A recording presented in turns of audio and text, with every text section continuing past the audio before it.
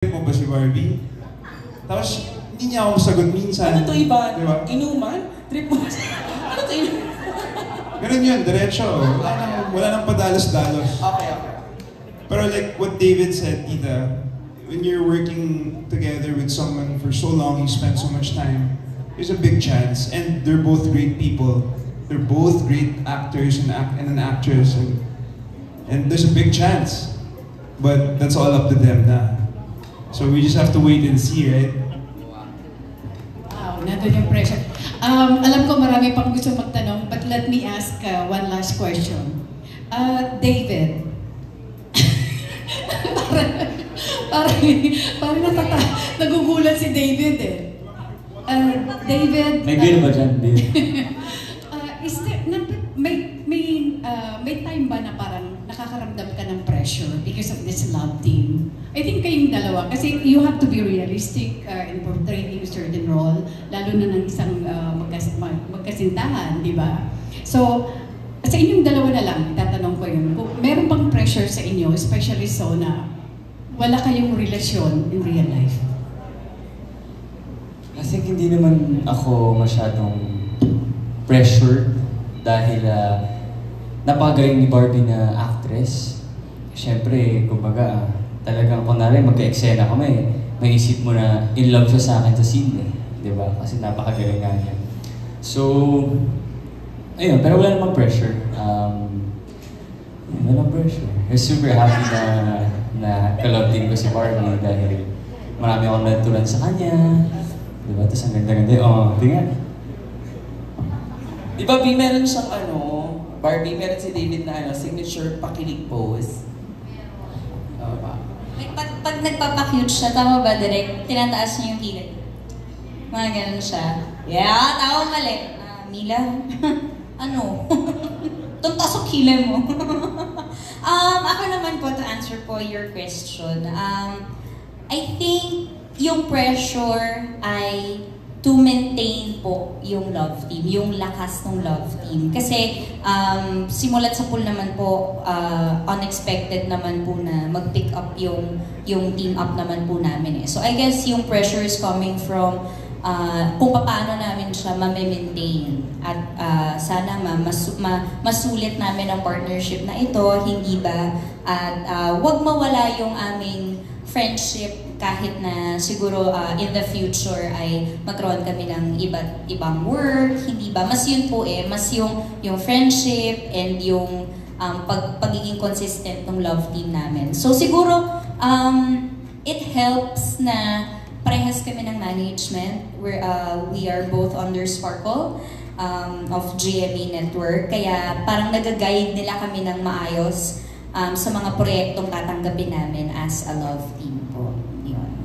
Thank you so much. Thank you po. Good luck and congratulations to you. Maraming salamat, Tita Esther Amoyo. Thank you, Tita Esther. Ganda. Kung tayo ramdam mo yung kilig kahit sa mga cast pag pinabalikan nila yung journey nila doing this film. Ang next question na, meron ako pa ba nakukuha mag-block screen dyan? Wala pa din. Ang pumari Ay, meron na. Meron na. Wait lang, may tatanong dito. Baka mag-block screen din to. Ay, Tita Ray. Ayan. Congratulations talaga ng mga ganda ng pelikula, pati yung texture. Congratulations, Barbie. Galing-galing mo talaga. Pero my question is for, at direct of course, sa scriptwriter and the whole cast. Ang tanong ko kay David, meron ba rin yung eksena sa pelikula na parang napatulala ka kay Barbie, that effective siyang actress, at naisip mo na, ito na sana yung babae. Parang ganun ba yung parang tipong na sana ito or something? Yung ganon, di ba? Naisip mo ba yun? Dahil sobrang kilig ng eksena, and then ang galing-galing ni Barbie, tapos parang na-inlove kang bigla, hindi dahil sa character mo. I love all your questions. I think there's just one particular scene na nandun kami sa, alam mo, nasa may river ba yun? Rivers under the bridge. Yeah, yun. Yun. So yung scene namin doon parang, syempre may lines kami, tapos tinitingnan ko siya, tapos very romantic yung scenery. Na parang, uy, ano yun? Syempre, I think as an actor, kailangan mo talagang to to make it seem like it's real. Like you really have to feel feelings, di ba? And hindi lang din naman dun sa particular scene na yun. I think even in Maria Clara and maging sino ko man, I always feel things whenever I work with Barbie. So, yeah. Ikaw ba pag every time na lagi ginigisa natin si... Hindi kasi parang, sa amin kasi parang feeling namin napaka-honest mo ngayong hapon. Sa paglalabas nung... Kasi yung mga artista kasi medyo may nag-hold back kayo, parang pinapaano kami. Pero ikaw ba, every time na magkasama kayo ni Barbie sa mga kilig na eksena, nadadala mo ba ito sa bahay? Or minsan nag-isip mo ba na namimiss mo siya hindi dahil ka-eksena mo siya, kundi dahil parang feel mo, love mo siya? Ay? Parang feel lang. Sabi niya gano'n, pwede, parang gano'n. May mga gano'n naman, di ba?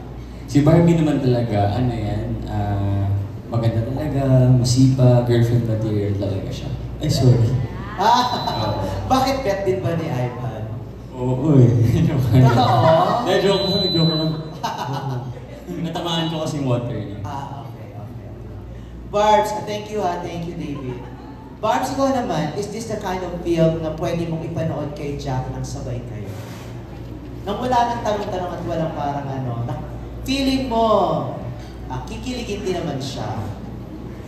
Actually, tinanong nga niya sa akin kung kailan ipapalabas. Sabi ko, July 10, sa sinihan. Sabi niya, kailan natin papanoorin?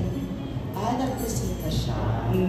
Gaano ka-supportive sa'yo si Jack kasi dami di bang nagmamatch sa social media, pinupush talaga ng bongga-bongga to the point na parang nalalait na rin si Jack, di ba? Well, first of all, I would like to extend my gratitude for acknowledging that. Thank you so much. And I would also like to say how much I appreciate his support towards me. And hindi ko naman na ma-describe kung gaanong kalaki yung suporta niya sa akin. Pero siguro, hindi ko komportableng magagawa ang mga bagay na ginagawa ko ngayon kung hindi siya full support sa akin. Yun na lang. I'm happy for you. Thank you. Carly naman for my last question. Nakasama mo ng Katniel, hindi ba? Anong meron dito sa Barbanas? Parang sabi mo, kinikilig ka rin naman sa Katniel. Anong meron dito sa dalawang ito na parang kakaiba naman sa Katniel? Pareho nga, sorry pero ako lang, I will speak from the heart. Pareho kinikilig. Paski sa shooting namin, kinikilig ako sa kanilang dalawa even off-screen. Which was the same with sila Kat. So, pareho, kakakilig. Kaya lang gusto kong matuloy. Pero, no disrespect to your love, the love of your life. Hello, Jack. Nice to meet you. Alam ko na, ginugol ko na siya, wala lang signal, pero kaya, hello, Jack. Pero kinikilig talaga ako, sorry, di ba? Hindi, wala ka talaga nakikita pagkakaiba, even kay Barbie, the way she acts or something. And they're both nice. Pareho naman she's just whiter than Catherine, but they're all nice. They're all beautiful women. They're like my children talaga. Walang pinagkaiba. And I love that the actors of today, the Gen Z, has learned to show respect. Kasi there was a batch, I don't remember which batch, pero nawala yung respeto sa mga nakakatanda. Alam mo, sabi ko nga, if you cannot respect the person, respect the age na lang, di ba? Pero these youngsters, they're also nice. Wala akong masabi, parang inaral nila at sinapuso nila kung anong importante sa buhay, respeto. And I love that for all of them, all of these young kids who I've worked with. Yeah. Thank you. Hello. Dali, hello.